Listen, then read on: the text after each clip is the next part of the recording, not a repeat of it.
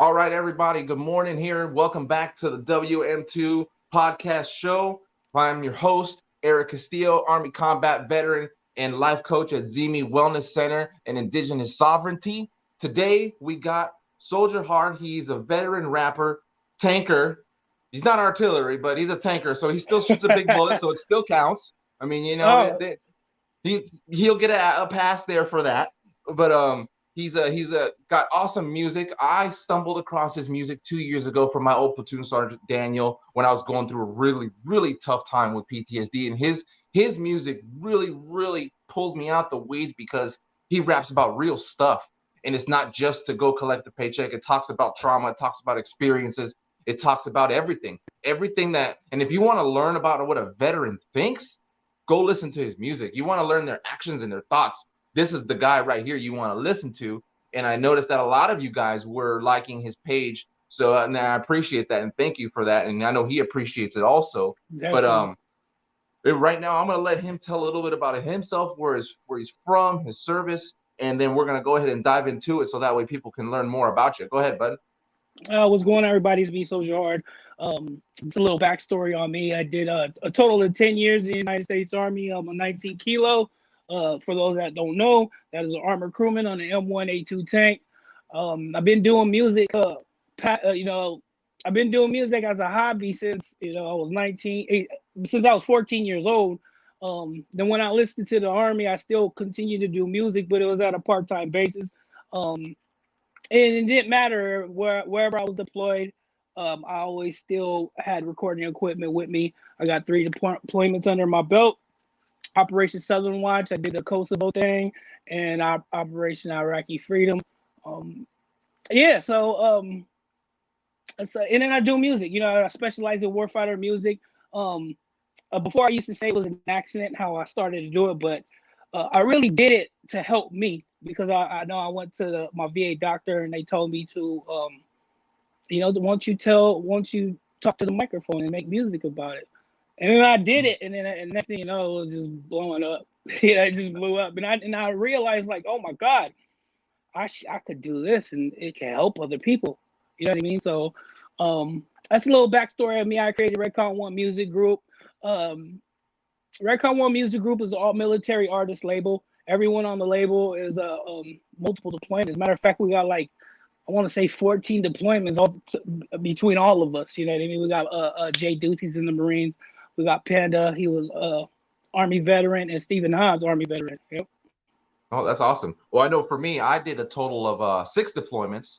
Um, Damn. Two of them peacekeeping, Saudi Arabia and Hungary, but they were in support of combat operations. And then I did 3 to Afghanistan, 1 in Iraq. And then being the artillery that we are, I did my job as an artilleryman only once in 2010. In 2000, and the first deployment to Afghanistan, we got attached to special forces like at the last minute when we arrived to CAF. Yeah. The second time we did artillery, and then the third time we got trained by private contractors and were private security detail for SFAT, which is Security Forces and Assistance Team. So we Yeah. provided security for NATO generals and commanders, the president of Afghanistan. That's what my squad was tasked with. And I know for me, there's a lot of stuff that happened during those deployments, and not necessarily combat engaging, but like at a moment's notice, a pin drop, it could have went south, and there was a lot of high intense situations where if someone moved the wrong way, or if someone flinched the wrong way, that could have caused something catastrophic. Um, I know for me, and like I use this platform for veterans like you and me as like a healing, and I talk about my stuff sometimes. And like I know I've had a barrel to the face. I've been hit by an IED in a vehicle, and that's not fun. So like, and I know you've been to you did, I think you mentioned you said you did convoys in Iraq, Yep. and Yep. Yep. we that's a nightmare in itself with 40, 50, 60 vehicle convoys and what 5 military vehicles. Like Yeah. to be Yeah. able to For real, manage that is literally five. There's only five yeah. five of us protecting them. You know what I mean? Right, and it's So like you look at the numbers, and if it's not an even number, you got to think of where to put your vehicles like spaced out, and then you can't see your buddy in front of you or behind you because you got vehicles. It's a craziness. But like during your deployment, did anything go down over there? Like, was there anything that kind of like almost like shifted who you were. Like for me, my shifting point happened in 2003 when we were almost killed. We were in a spot, and then we just happened to have some stuff go down, and there was a lot of yelling in the police station, and it was pretty bad in there. And then as we left, there was an explosion that happened just a little bit down the way. So it's like all the timing of that was very crazy. And I feel like for me, that was like a shifting point for me, like where innocent Eric kind of like died to a sense, and then some monster God of War was created, and that's what kind of helped push me through my deployments. And I had the mentality of either we all come back home or we all don't. And that was the mentality I adopted, you know, and a lot of people couldn't handle that. You know, like there was actually people who was like, no, I'm not going out the fire with him. Well, my squad who was with me, they knew that and they accepted that risk and they backed me up. So like for you, what was there anything kind of like that sticks out for you, or any one or two things that kind of went down where it was like kind of like, whoa, like kind of like sends like a shell shock, or even like a tweaks the brain, like just like, you know? Yeah, man, there's actually a lot of them. But I'm gonna talk about one thing.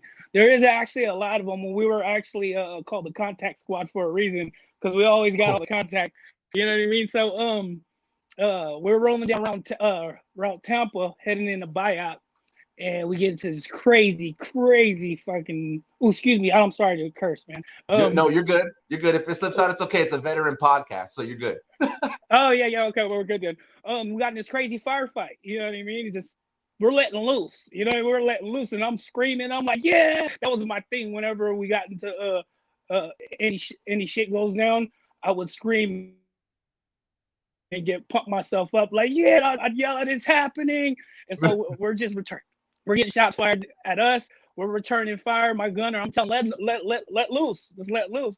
I see, you know, you see tracers going everywhere, and then I look to my right, my window just peek. It's, you know, had you know, of course it's bulletproof, but it hit to the right, and I was like, for that little second, I was like, damn, that could have been me, but this window protected me. And then just stuff like that, and then after we collect, you know, we do an after actions review. We see my gunner was missed by 1 inch. You know what I mean? So I was like, that was the thing. Like, to me, it was like, man, these people really want to kill me. You know what I mean? Yeah. So and it was an eye opener, and it made me value life, and always made me think of what could have been. You know what I mean? Right. Especially, I was actually doing in Camp Rustamaya. True story. I was doing we just escorted a unit to Camp Rustamaya, and I seen people with microphones and on the stage, and they were doing a talent show. So I'm up there. I'm all up in my gear, full battle rider. We get there. I'm like, man, what's going on over here? And I said, I want to enter this talent show. So I get up in there and I do a song called "Walk with Me." I recorded it in Iraq. It was new at the time. It was a song called "Walk with Me," and a lot of people who follow me are familiar with it. So I go there and Camp Rustamar. I'm getting down on the microphone. Now we get hit with mortars. Just boom, boom, right in the middle of my set. So everyone was all running for bunkers. So you know how it is. I don't know if you know how it is for running for the bunkers. Yeah. And I just remember like, man, this is real. This is real. I can't even do music without getting hit with mortars out here. It was crazy though, man. It was crazy. So it's a lot, man. There's a lot of times I smoked my last cigarette, man, and they tell me, sorry, bro, Laura, what you doing? I said, we about to die. I'm gonna smoke my last cigarette. Yeah, man, yeah, man. Yeah, I remember one time I was deployed. I was a 50 cal gunner in one of the Humvees, and my squad leader, or my chief for artillery, was my chief, staff sergeant. He goes, "Hey Castillo, you see that building over there?" And I was like, "Yeah." He goes, "It was nighttime." He goes, "That building's been flashing white lights all night, light it up." And I was like, "Are you serious?" Like, that was the first time I shot a 50 cal. I was like, "Are you sure?" And he's like, "Light it up." I was like, "Okay." 200 rounds, you know, like just lit it up, you know. And then I know about the ricochet thing too, because one ricocheted by my head and it threw my whole equilibrium off. And I just told the gunner, I was like, shoot that way, shoot over there, because that's where it came from. Fucking shoot that way. Like, where? Just fucking go over there. You gotta do that, even though you don't actually see it. You know where it's coming from. So shoot. Yeah, definitely. Yeah, totally, dude. It was just like, it's funny that you talk about the the contact squad because one of the guys in Iraq, they called him the IED squad because it seems like they would always get hit by IEDs and they would miss. But they had like over 20 strikes in their convoys throughout the point when it was done. Like it was like they'd be driving and be like, boom, it'd be a miss, boom, it'd be a miss. It was like, yeah. Yeah, You ever roll by an IED, right? That you just seen smoke coming from the ground, a spark and the smoke coming from the ground. no. We passed one. I looked over to the right, about 10 meters to the right. I seen that, and another thing made me pucker up like this, man. This is like, oh my god, man, it's crazy, man. But I was Johnny on the spot. I spotted a lot of V-beds. I spotted a lot of pressure plate IEDs, man. I spotted a lot, bro. Yeah, they had me in the lead vehicle also because it was the same way. Like the three of us, the driver, TC, and gunner, we were on point. Like for me, when we got hit, I was with my buddy Sergeant Daniels. He was the driver. I was in the armor support vehicle, which is those V-hull military vehicles, has the turret on the inside. So it has a 50 cal machine gun and it has a Mark 19, which fires 40 millimeter bullets. For those who don't know, so it has both in there, and it has a very good zoom scope with night vision. High speed in there. So we're coming up and we just got out of LSA Anaconda, turned left at checkpoint 59 Alpha, and we're driving. 59 and we see like Alpha. See? Yeah, see, just by me saying that, I was like, man. Yeah, just that area was like the hot zone. There was that little building on the corner. There was always some shit going on in that little building on the corner. And then the building across the street to the right, the longer structure, it's like that was like whatever they did there, that was like their communications area. So we turn left and we see this thing fly out in the middle of the road. You know, like it was dark. It was like 9 or 10 at night or something.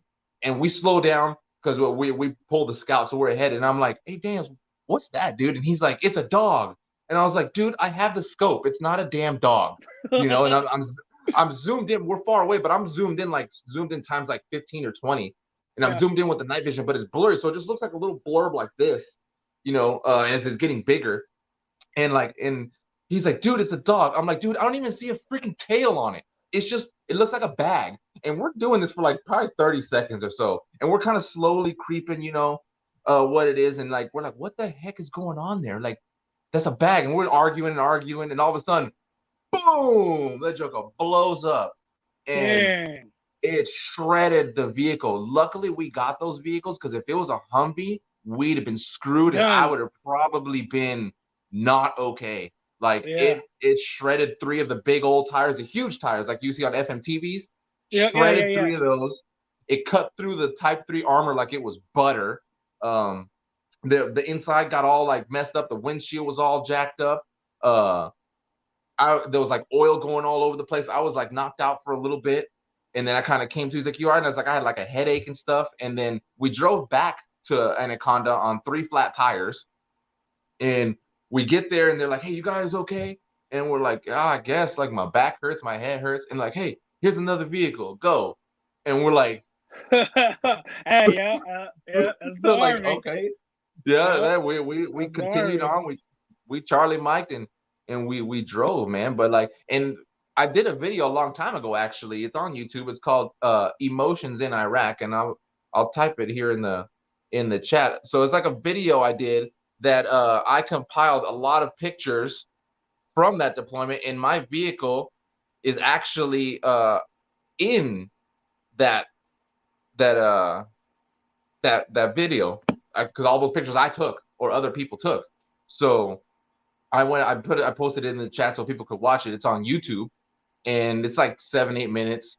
And I was still young in my days, so like instead of it ending with like an American flag, I'm Cuban, so it ends with a Cuban flag at the end, you know. So it's like now I look at it, I'm like, damn, I'm proud of my culture. I was like, damn, I should have put American flag. What the hell, Eric? You know, I was like 20-something years old, you know. Yeah. We all do dumb stuff when we're younger. Yeah, you ain't lying. That could be a whole nother podcast on all the fuckery that happened when I was young, when I drank. So, but I'm glad that you made it through okay. And so likewise, man. And I gotta give a shout out to you, Gun Bunny. I love gun bunnies, man. I got gun bunnies in my family, man. So yeah. My uncle, he's a master gunner. He was the master gunner, smoke. And so shout out to gun bunnies, man. Yeah, and I always like to tell people, there's 2 sayings that we have. It'll take us 2 weeks to learn your job, but it'll take you 2 months to learn mine, you know? And then we also say, hey, we're called the king of battle for a reason. We protect the queen, the infantry from getting raped. That's what that's what we talk about. So we protect everybody because we're the king of battle. So those are we two little sayings. we actually have something like that. We Yeah. say that we have something kind of like that. It's the field artillery is a king of battle, infantry is the queen of battle, and the armor is in chastity belt to keep the bitch from getting raped. That's awesome. that's freaking hilarious, dude. And I was gonna bring up too. You were talking on your thing. So when you heard that first music thing when you were in Iraq and you went on there to that town show, did that kind of spark like the music industry for you? Did that kind of spark like, hey, this is something I want to do, or were you kind of doing that before that? I was doing it before that, but it was actually like it was a hobby. I always did music, but the song that I did at that talent show, "Walk With Me," is what got me noticed by a label called To the Fallen Records, because I made that when I was in Iraq, and I posted on MySpace. This is back when MySpace was popping. You know MySpace was huge. So this label called To the Fallen Records, it had the battle cross. It was a dope logo. It had the battle cross going on to The Fallen Records. I was like, oh, I like this. So they picked me up on I was on like 3 of their projects and stuff like that. So that what made me gave me the idea that, man, maybe I'm good enough to actually do it. You know what I mean? So that's what sparked me to do it. But as far as that talent show, it was just every time I see a chance to do music, I always do. You know what I mean? So that's we went to Camp Rusty, and I was like, let's do it. And all my battle boys was like, do it, SRB, do it. I was like, all right, let's do it. Yeah, you gotta get that push from your peers, like, no, go ahead, and you're like, all right, yeah, sure, Yeah, it's funny that afterwards, I was after it was over and we it was all clear, sirens alarmed and everything. I was like, so did I win? So what's up? Who won? Did I win? So we just ended up yeah. I mean, that's a heck of an exit right there. You want to talk about leaving with making a statement like a mic drop. The mortars. For real. For real. Not a lot of artists out today can say they were performing in Iraq in the middle of their set. They got hit with mortars. Yeah, like that. That's too many. So now let's shift over to a different piece here with the transition part. Okay. For me, I know transition was hard. The unit I was with was not very friendly with the transition because I was diagnosed with type 1 diabetes and PTSD. And they just, I don't like to talk bad about units because I know it's not the army, it's the people. And I don't know what those people were going through at the time. I mean, if you would have asked me 2 years ago, I would have smashed them. But now it's like, as I've learned and I've developed, I don't know what they were going through on the personal side. So whatever they were doing at that time to make those decisions on why they treated me the way they did, I have to try to consider what were they going through personally, because personal actions and thoughts affect professional actions and thoughts. So for me, it was a very hard transition. They tried to basically push me out the army in 2 weeks when I was medically retiring. When I was supposed to have 6 months, they tried not to give me terminal leave, but I ended up getting my terminal leave because I picked up my clearing papers the day I was supposed to sign out of the army. So I did that to ensure my time with the help of the civilian lady who helped me with that. So for you, like, how was the transition for you? I know I went through a real dark time. So how about for you? How was that? Transition for me was easy and it was no problem. The reason why I say that is I wouldn't admit to anything. You know what I mean? Like, I wouldn't even let them know that I'm having nightmares. You know what I mean? Because like coming up, my MOS at the time was, of course, all male. So you don't want to talk about like you got problems. You know what I mean? So you kept that inside you. So I waited till I was actually out, and even when I got out, it was hard for me to even say like I got a problem. Till like 6 months after I got back, I transitioned. Trying to reintegrate back in the civilian world is so difficult. That's the most hardest thing that I ever did in my life. But I'm here and we did it. So, but going back to that is, I didn't even want to say I had a problem. You know what I mean? But until I realized I'm yelling at people and I'm cursing at people, I want to be by myself. No, that's not me. me, I like to make people laugh. That was the old me, you know what I mean? So then I realized, you know, I need to get help. And then that's when I did, you know what I mean? It was still hard for me to accept, like, well, I ain't bad. I got my limbs. I'm walking fine, you know what I mean? So I would say the transition for me was easy because I would never tell anyone that I had a problem, which I was wrong. Now I tell people, if you got a problem, say you have a problem, seek some help. There's nothing wrong with that. And a good leader will tell you to do the same. You know what I mean? Right. But back then, it just wasn't like that. You gotta Right. hack No. it. Yeah. You can't hack it, then you shouldn't be. You should be here. Well, That's yeah. how No, it I was get it. before. Yeah, I joined in 2000, and that was the stigma. If you went to mental health, you were automatically identified as a problem, and they pushed you over to the Malinger. headquarters. Yep. You know, you came off the line unit, and I won't say I adopted that mentality because I was still young and I didn't really know, and there wasn't really war at the time. It was just like Desert Storm, and you didn't see too many combat patches around. You know, at that time from 2000 to like 2001, you didn't see too many. So you know, there wasn't that type of environment, at least that I was in. So I know that as time progressed, that stigma stayed. I just tried not to adopt it. And for me, I didn't realize I was dealing with unresolved trauma from military as it went on. Like, because I would drown myself in my work and being a leader. And I just neglected everything, and that's the huge red flag that there's problems, and then you'll deny it at the same time. You're like, I ain't got no problems. And then when you get out the military, it's the same thing.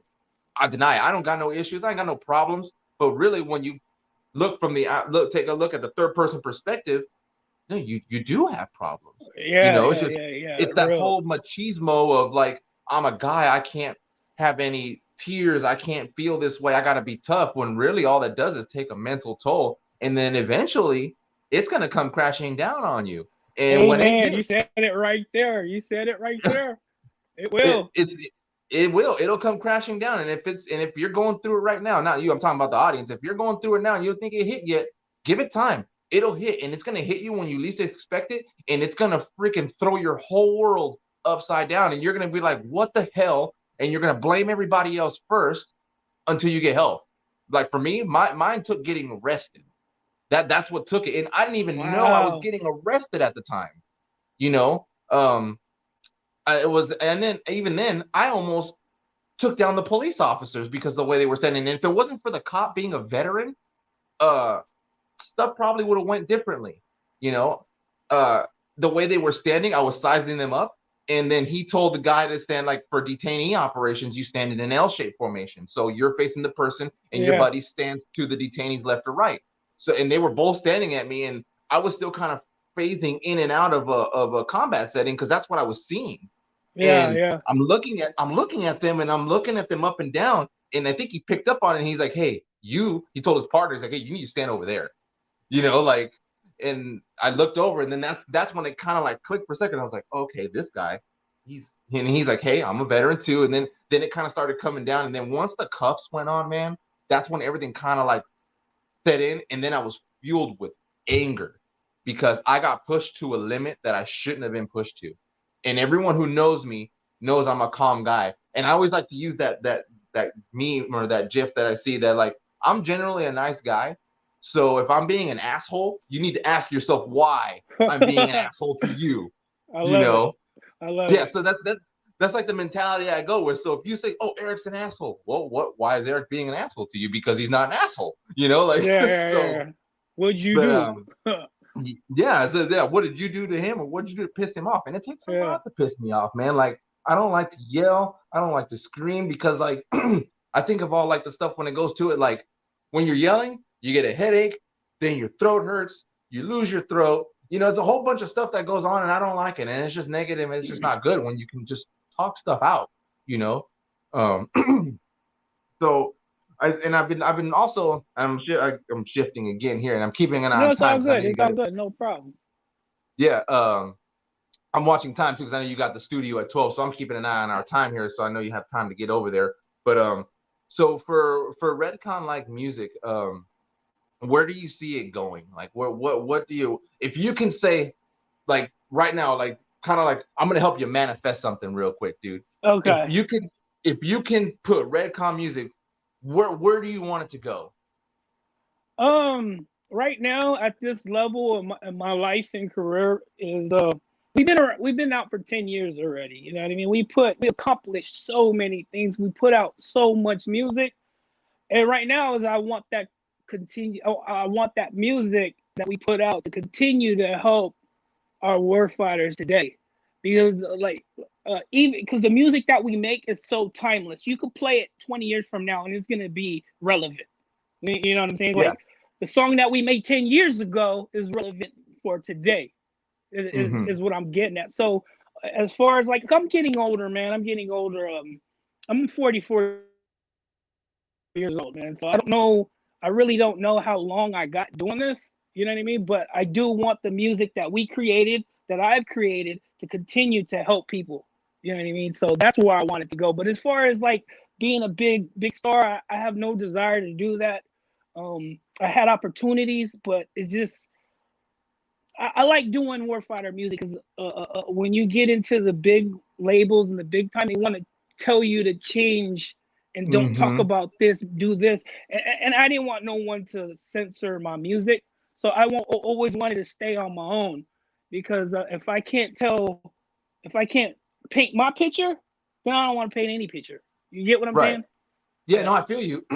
And it's like a excuse me. There's another rapper that he does it too. I'm sure you heard of him. His name's Tom McDonald. He has like all these Okay. Yeah. crazy Yeah. tattoos. Like Yeah. I like him because he's not associated with any label, and he literally proved that you can go to the #1 spot on like Google, Spotify, the billboards without a label, being an Yeah. Nowadays you individual can. artist. Yeah, and he proves that, and he raps Yeah. about it, and I like that. Yeah. Yeah. I do too. It's because now like nowadays with you could do it independently. You don't need big record deals. And even at a younger age, I knew that. You know what I mean? Like I had opportunities. I don't want to say the record label's name or anything like that, but they literally wanted me to not talk about veteran topics. I'm like, no, that's what I'm known for. That's who I am. Yeah, You know what I mean? You're not gonna and then when you come, we don't want you wearing a hat and cover up your tattoos. I'm like, whoa, time out, time out, time out. yeah, You wanted to mess with me because of me and my image and the music that I put out. Now you want to change all it. So it's like, nah. So I already knew that I'd rather stick to myself and then I create my own stuff. You know what I mean? REDCON-1 Music Group is what I created. I created it because I wanted not just me to do music and put out our issues and military topics. I wanted a whole team of me. So yeah, that's how I initially started REDCON-1 Music Group. So I always said, man, if there was other veteran artists out there, and if I could find them and we all come together and just put our music out, tell them our stories, our warfighter stories, man, that'd be beautiful. And I did that, and we got so much, man. We hit the charts. Every one of our REDCON-1 artists hit the charts. Um, national television, all that stuff. You know what I mean? So I yeah, want that to continue. I don't want what we've done and our mark that we put into this warfighter community to die down. That's where I want REDCON-1 to always be known within the veteran community. That's what I want because I'm loyal to the veteran community. You know what I mean? So yeah, everyone who knows that about me, that I'm loyal to the veteran community because they're the most out of all communities that there is. Veterans are the most loyal. You know what I mean? So I always stay rocking with them. But like I said, I'm getting older, so I don't really know how long I got doing it. But I'm gonna continue to do it as long as I'm having fun. That's it. That's all I care yeah. to. And then I can even see you shifting to more of like a Dr. Dre type mindset, where from rapper to now you kind of stir away from the rapping, and now you're Yeah, pulling people to Redcon music. it's crazy because I was actually thinking I want to get into artist development. It's like See? developing younger artists because I know all the knowledge that I got here. I could teach them and help them guide them the right way. That never mind the money. Stay away from that because one thing I hate is when people say I'm in this because I want to get famous. I won't even mess with them. You know what I mean? Because like I tell my children, all my children they do music, and I tell them, is it fun to you? Yes. Well, that's all you need to focus on. Don't worry about money. If it's funny to you and after you record and you do a song and you're smiling, that's all that matters. You know what I mean? Right. So I want to get into artist development. I really do, because I think a lot of these young artists, they don't know. They just want to focus on the money, and being focused on the money is cool. It's all right, but passion. If you have passion for what you do, eventually in time you're gonna get paid for it. And I like to tell them Right. that too. Yeah. Right. And then if you see what I did there, and I basically like tactically questioned you, and you didn't even know it because I wanted you to speak your own dream into existence. That's life coaching 101 right there for you. And platoon sergeant gun bunny smoke development. I Yeah. asked you where you wanted it to go. So then I was gonna say, well, think bigger, and you already did. So now you spoke it into existence. Instead of saying I was thinking, no, now just do it. Now make it happen. You know, so now you already spoke it into existence. So now it's gonna be up to you, brother, if you do it. Oh, Because no, now the thought's out there. I actually have been doing it, but it was to my own kids. I don't count being an artist, developing artist for my kids. I mean, 'cause I'm supposed to do that. That's my job as a provider and a teacher. You know what I mean? So Yeah, no, for but sure. I want to do it to young up and coming artists. You know what I mean? Ones that they're so green that they don't really know. You know what I mean? So Yeah. but I've been doing it with my own kids though, definitely. Well, that's legit. Well, I'm no dope rapper, but I wrote a poem in one of my poetry classes for Portland State. You can read that. I'm no rapper, but I could be like, here you go. I'm as green as you get. No, yeah. You could put poems to the songs, man. You can do it. I've done it before. So many times people have asked me to do it. So yeah. Yeah, my best friend Lewis, he does that. Yeah, my best friend Lewis does that. He writes poems, and a lot of his stuff sounds like it could be music, and he's super skilled with it. And he writes some pretty good stuff. He's a really good guy, and people try to tell him to do it, and he's like, no, I don't want to do it. But like, I can see you doing the developer role. I think I'm excited to see where that goes, or whenever you decide to just make it public, or maybe you already have, and just be like, hey, you know, now you kind of look for people, or people are seeking you out and trying to just rap about what they've experienced in the military, basically, is what it seems like. Man, yeah. You know, it's like, and I think that's we got like so many stories, man. We have so many stories. That's why a lot of people say, it's like, where do you find these topics? In the veteran community, we have so many stories. I'll find topics by looking on Facebook, reading people's timelines. I'm seeing a veteran and he's talking about his issues. Oh man, a lot of veterans are going through that. I'm gonna do a song about it. You know what I mean? So like, we have so many stories to tell. Even long after I'm gone off of doing this music, there's gonna be someone who's gonna continue telling our stories. You know what I mean? And that's what I want. Yeah, and that's awesome, because I use the example, like, and people can say, like, Michael Jackson, his song Thriller. They play that Joker on Halloween every year. How many times? More times than you can count. Right.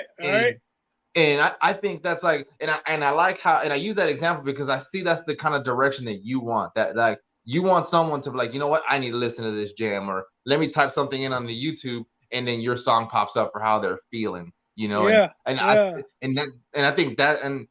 think that's a good thought process to have, and a good mentality to have too, because like, we're here to impact the community, and that's why I did this podcast here. Is like, so I can show veterans and even civilians who don't know about veterans. It's like, look, we struggle. Like, you're at home. I went across the water, not knowing every day if I was going to come back inside the wire or not, and then leaving country, and did it 6 times. That takes a toll on you mentally, physically, spiritually, socially, emotionally. Anything that ends in LLY, it affected it, you know? Yeah. And it's like, now it's time to, like, there's not enough of this happening. So now it's like, hey, I need to get this out here. I need to pull these guys in here, so that way people, because there are the hermits that don't want to do nothing, but that are watching but won't comment. That'll watch it later and see. And this is more like a, dang, okay, he struggled, but he's doing all right. Would you say you were a hermit too? Yeah. I was a hermit too. Yeah, So I was.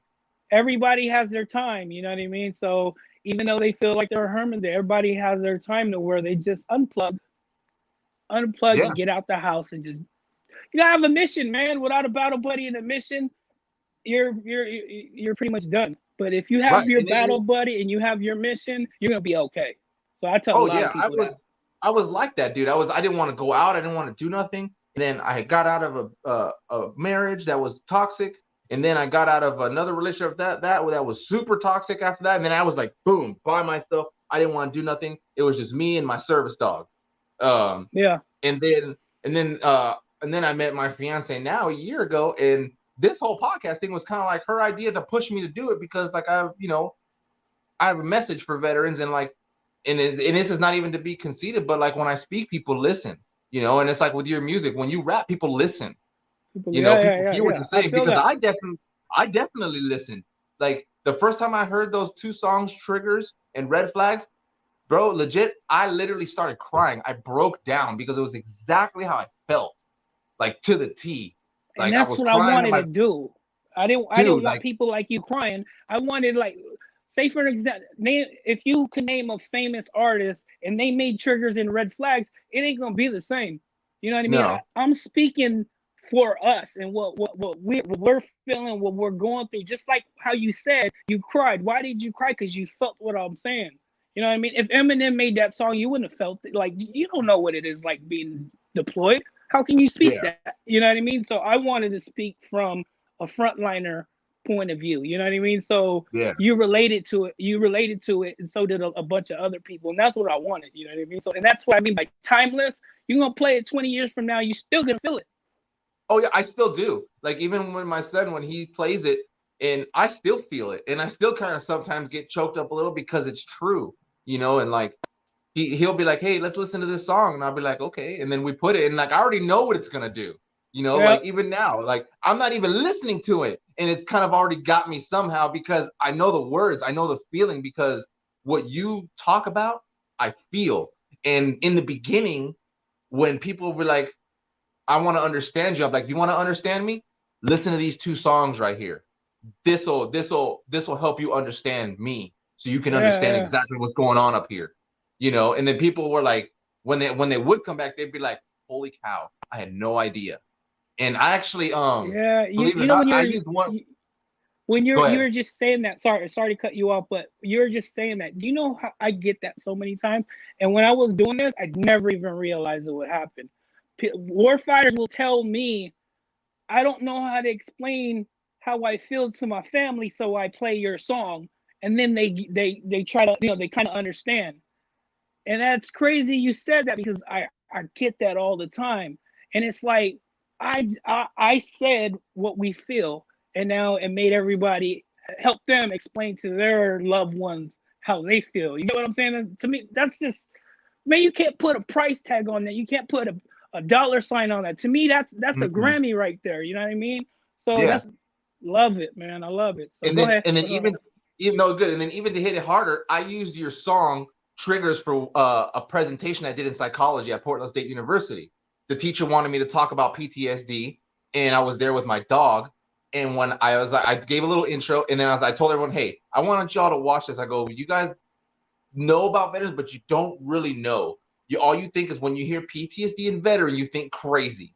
It's like an equation. Veteran plus PTSD equals crazy." And I was like, "I'm here to change that." Right? So I Yeah. played your Yeah. song, right? Turn the lights off. I played your song, brother. When the lights turned on, half the class was crying.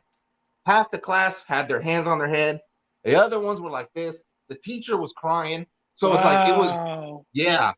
And then like Wow. it was standing ovation. Like it was by far just like, dude, like the most impact was boom. And then I even did it too for another class. It was for a speech class. I talked about marijuana and PTSD, and I also used that video as well.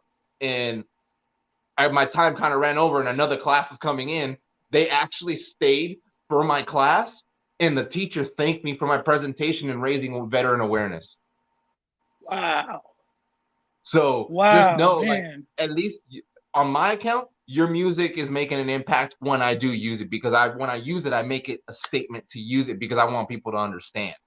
Yeah. So like, just know that that's the justice I'm giving you right there, because you rap about real stuff, and it's legit. So it's like, I want people to know I can't talk about it as well because maybe I fumble with the words, but I was like, you know what? Here, let me play this because can explain it, and I don't gotta say shit after it's done playing. Here, boop, let me hit play.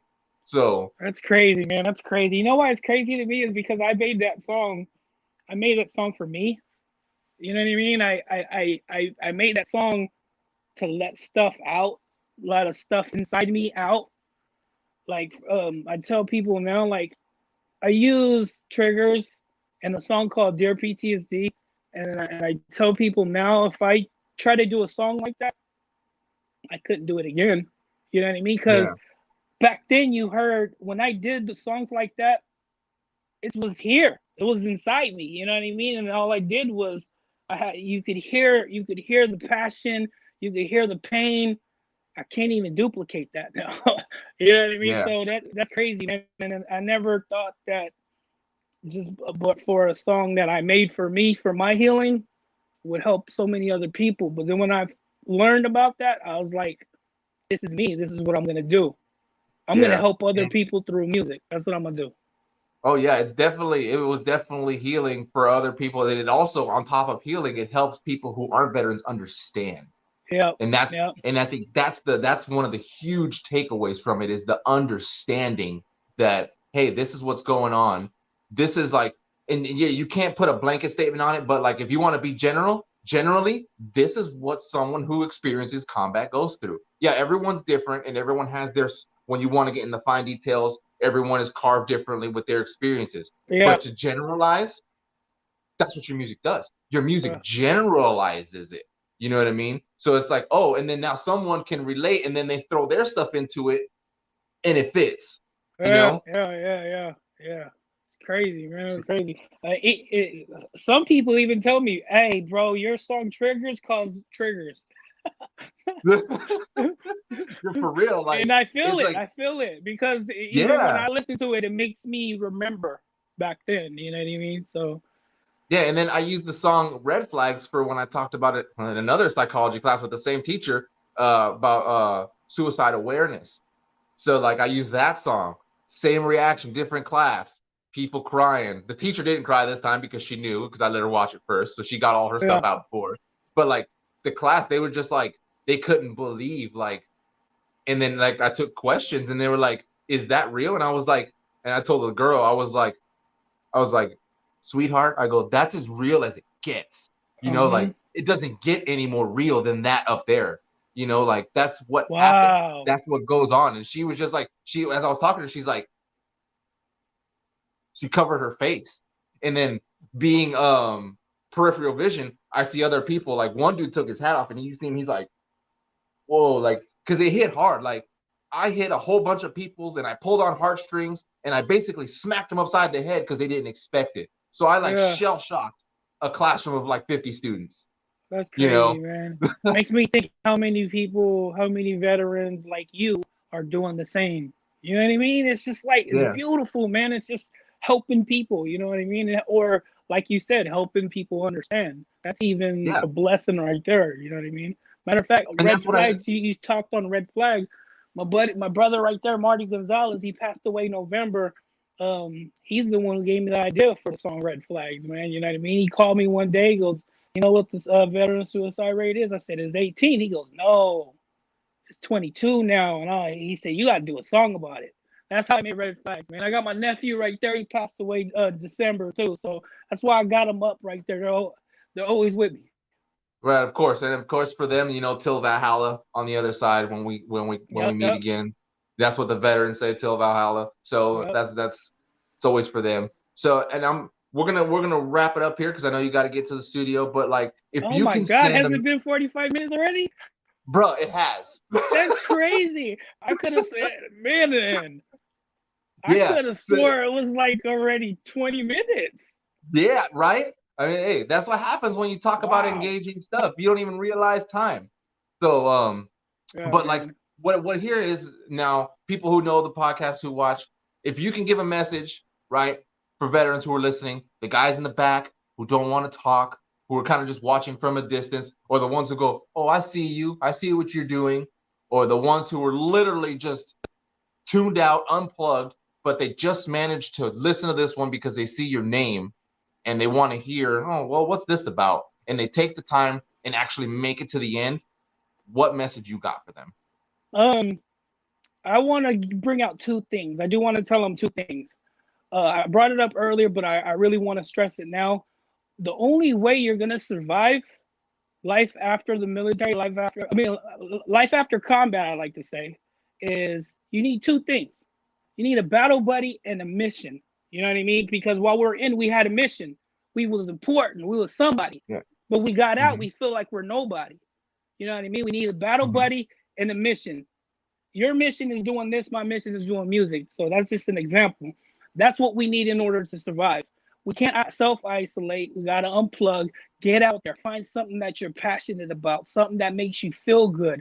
It could be helping homeless, collecting clothes for unprivileged kids, or whatever. Do whatever you're passionate about, do it. If you like to build wood and being a mechanic, find your mission, find your purpose, have that battle buddy, that person that you go to whenever things are rough, times are bad. Have that, because without it, we're pretty much dead.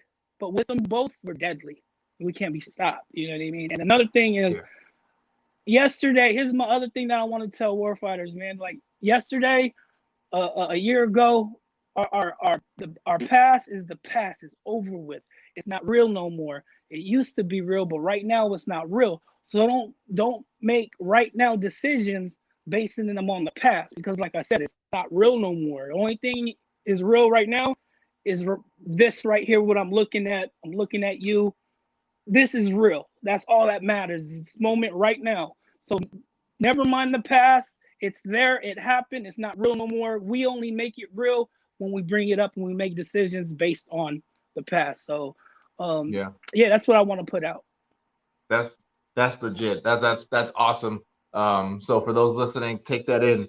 And I'll even say it again: have a mission, have a battle buddy. Even my fiance wrote it in the chat there. When you go back and look, she writes stuff on there and emphasizes. She picks up key points and then puts whatever you say into the comment box. So if people are reading, they can see. But yeah, have a mission, have a battle buddy. I even wrote that down, and I'm actually gonna use that for myself. And hey man, it's ours. It's in our community. Use it, man, because it's what man.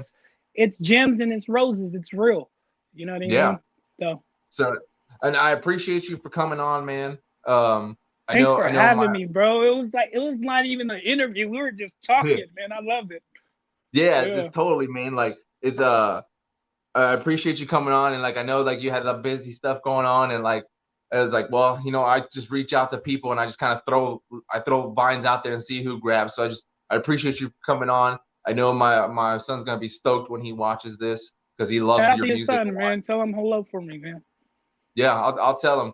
He'll be watching, so now he'll actually see that you said that, and he's probably gonna go bonkers. So, but I appreciate it, man. I really do. For everyone who is watching, I appreciate it. Thank you for tuning in again.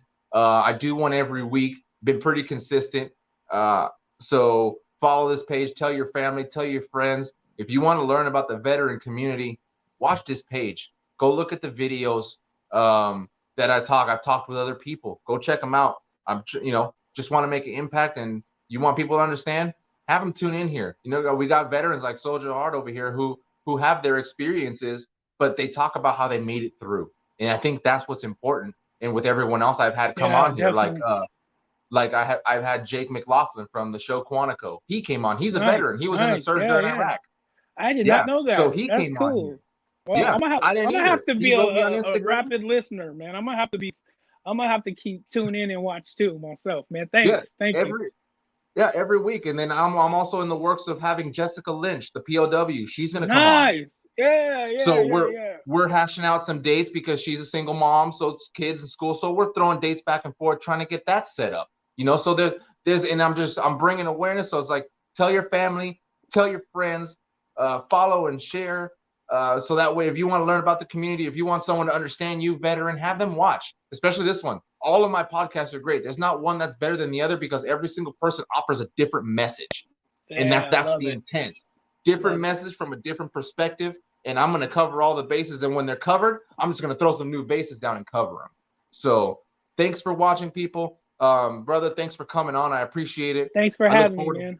I look forward to doing some stuff with you in the future. I'm glad we're friends now on the social media. So if you need something, you can always reach out. So I Likewise, appreciate man.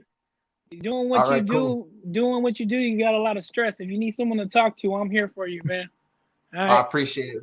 Thank you, man. All right, everybody. Thank you for tuning in, and we'll see y'all next week.